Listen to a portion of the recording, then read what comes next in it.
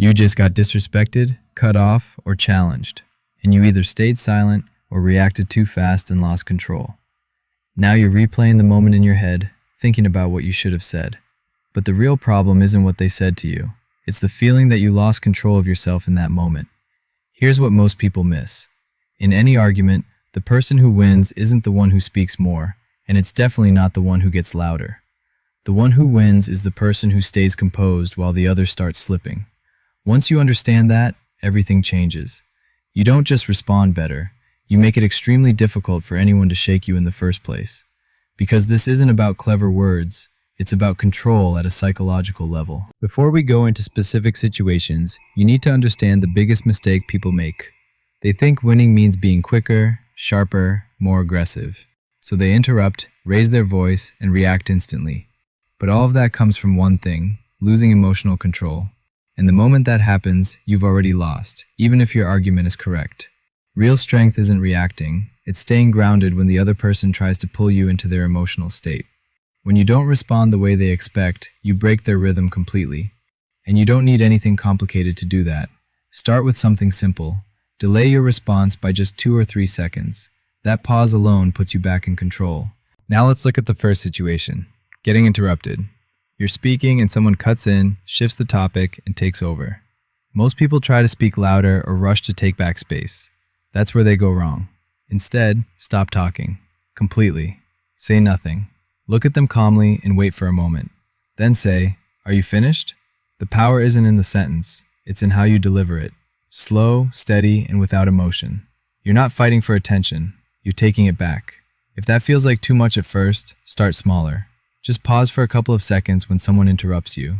That silence alone changes the dynamic. Second situation: direct insults. Someone attacks you personally or calls you something disrespectful. Your instinct is to respond immediately. That's exactly what they want. Instead, ignore the insult and bring the focus back to the topic. For example, "So your point is that this method works better?" Explain that. You've just refused to engage with the emotional bait. A simple way to train this is to take one slow breath every time you hear something triggering. That single breath breaks the automatic reaction and gives you space to choose your response. Third situation: passive-aggressive behavior. Sarcasm, subtle digs, comments that sound harmless but aren't.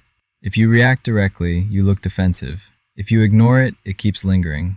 The move here is to bring it into the open. You make it clear. For example, "Sounds like you disagree. Want to say it directly?" You're not attacking them. You're removing the ambiguity they're hiding behind. If you want an easier version, just ask, "What do you mean?" That one question forces clarity and usually stops the behavior immediately. Fourth situation: people who don't listen. They interrupt, dismiss what you say, and wait for their turn to talk. Most people try to explain more, hoping to be understood. That only makes things worse. Instead, point out the pattern. Say, "You keep interrupting me. Do you actually want a discussion or just agreement?" Now they have to confront their own behavior. If you want something softer, simply say, "Let me finish." That alone resets the conversation structure. All of this leads to one principle. The person who controls their emotions controls the interaction. Not the smartest, not the loudest. To maintain that control, there are a few signals you can train. Speak slightly slower than usual. Keep your tone lower than theirs. Use silence instead of filling every gap. Keep your posture open and steady. Maintain eye contact. You don't have to apply everything at once. Start with one. For example, slow your speech down just a little. That alone creates a noticeable shift in how people respond to you. Here's the uncomfortable truth. The goal isn't to win the argument. The goal is to not lose yourself in it. When you stay composed, your presence alone changes the outcome. Try this for the next week. Pick one situation where you usually lose control. And when it happens again, don't try to be smarter or faster. Just pause before you respond. You'll notice something interesting. When you don't react immediately, the other person starts losing momentum. And that's the moment where control shifts back to you. In the end, real victory in an argument isn't making the other person quiet. It's making them realize they can't influence your state. That's how you take control, without ever needing to raise your voice.